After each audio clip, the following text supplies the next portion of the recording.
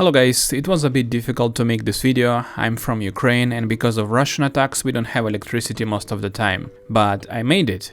And from the bottom of my heart, I really hope you will like what I did in this video. Please watch it till the end, because things I'm about to show you could be easily part of some decent game released on Steam. I am at the stage of development when I had to decide vector of character progression. If I want to make an RPG, I need progression of the character. And it better have some variety so different players can have different experience. But how can I manage to do that with a character whose appearance I cannot change at all? For one simple reason though, I am not an artist. That's why I've got this free asset with couple of animations and I cannot modify them for this simple reason. Again, I'm not an artist. I don't have any artist, I don't have money to hire an artist, and I actually have a friend who knows how to do art, but he's doing something massive for another project we have. So I have to rely on myself and my ideas. Luckily, I never struggled with those. For example, by modifying attack animation just a bit, I've made a sword throwing ability. By using jump fall animation combined with a black sprite, I've made an ultimate ability. Actually, I have video of me making those, so after you finish this video, go make some tea and check those videos as well. They're pretty cool. So as I was saying, sometimes ideas storm in my brain so much, I cannot stop overdoing the work I need. And while I was making first abilities, I couldn't decide which iteration fits better. I couldn't decide, so I thought, what if I use them all in a skill tree? It was at this moment that he knew.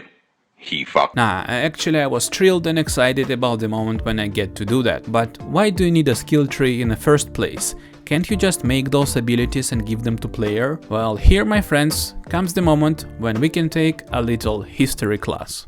You can say huge thank you for all RPG games you played to this man, because all of those cool RPGs were one way or another inspired from game he created, Blackmore, which later evolved into Dungeons and Dragons, which, as all of you might know, is basically a grandparent to RPG games. This one considered a classic. So those days they were playing with figures and imagination, and to not break the balance, they've used skills and stats. They needed this so they know what character can do and how he can react to situation they facing, and that's how they lived for a while, throwing a dice and making food on fire. Most of the RPG games was one way or another using similar system, sometimes with a bit of extension, until Diablo 2 was released, and it had a skill tree. Now listen carefully, cause we're gonna talk about game design. I'm about to tell you only a couple of reasons why skill tree is a good idea. First, to limit your choice. Lots of choice is not always good. Tell me how hard it is to pick a movie you're gonna watch tonight. Sometimes it's so difficult, you just getting tired only by choosing it. But imagine one day, for some reason, you don't have electricity, you don't have a Wi-Fi, and you have a tablet with only 2 titles on it. You have Cobra Kai and Nobody, which you've seen a couple of times. Getting my point here? If player would have access to all of the abilities at level 1, he could get lost in it, pick something random and then have failed experience. Second reason is a progression. By opening skill tree, you feel like you've been achieving something, which grants satisfaction to player. You can see your progress. And third is the curiosity. You want to know how that skill in the end of the skill tree looks and feels, so you will keep playing, which is ideal scenario for game designer. If you want to learn more about game design, let me know. I can make some videos talking about game design only. Now let's talk about my skill tree. I have no intention of making it boring by adding passive skills like 3% of the damage. That would be making skill tree for the sake of making skill tree. I want my skill tree to follow 3 steps I described above, plus give it a variety, so you can play differently every time. League of Legends and Path of Exile were taken as inspiration. In League of Legends they have lots of characters and most of them having synergy within their skills. For example, Talia can make Unraveled Earth, and when character using any moving ability, he's getting extra damage, and another her ability moves enemy character, so she has an obvious combo. Another example is the guy named Echo. He has a sphere in which he stuns enemies if he is inside of this sphere, and you can return to that sphere with your ultimate. Those 2 examples of a good ability design with natural feeling. By only seeing this ability a couple of times, you understand how you can play this. So that's one of the goals, synergy. Another one is a possibility to change your skills. In Path of Exile, by using different gems, you can modify your abilities. Let's say you have a fireball. If you put an extra gem, you have more fireballs. Place another one, and now your projectile flies slower, but they do more damage. and I'm very proud of what I made here. She easily could be a MOBA character or one of Diablo heroes with the different branches of a skill tree. Well, let's take a look. You probably know about sword throwing ability. By unlocking power-ups for this skill, you can stop time of the enemy, and next skill after that makes enemy vulnerable.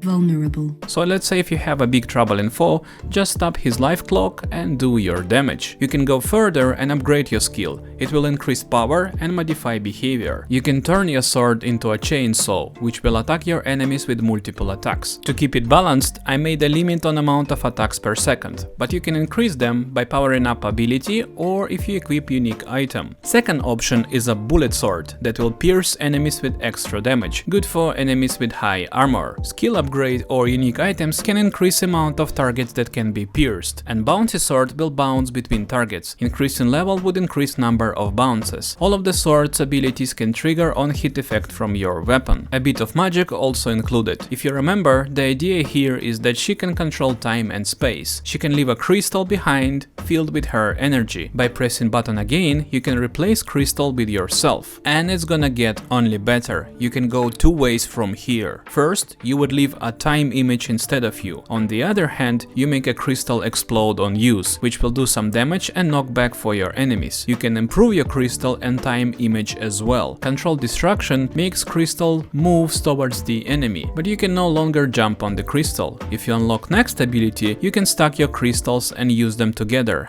and you increase amount of crystals by leveling up or using special item. You would think that this is better than just a time image of yourself, but actually you can upgrade time image as well. First, you can make your clone attack your enemies instead of just standing there. Next, it can apply on hit effects from the weapon. And then you have two huge upgrades, which will be a game changer. But it makes more sense if I will tell you about them after I introduce counterattack and dash upgrades.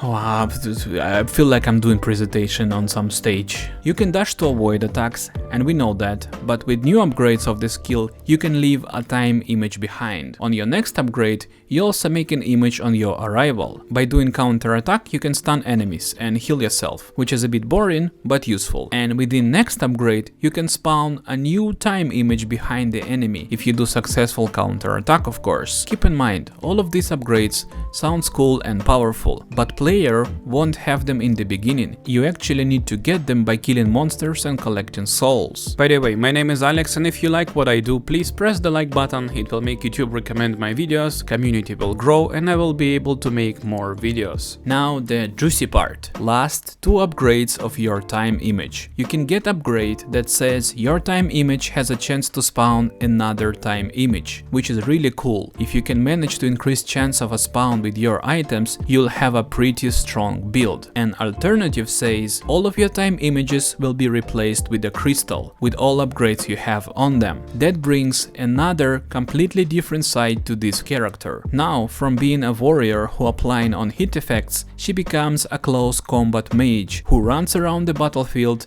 and drop time bombs here and there. This feels so good, I think I'm getting chills. Next step would be to make a pretty UI, but I don't want to bother you with that. Don't forget to leave the comment, subscribe to the channel, and remember, we don't play games, we make them.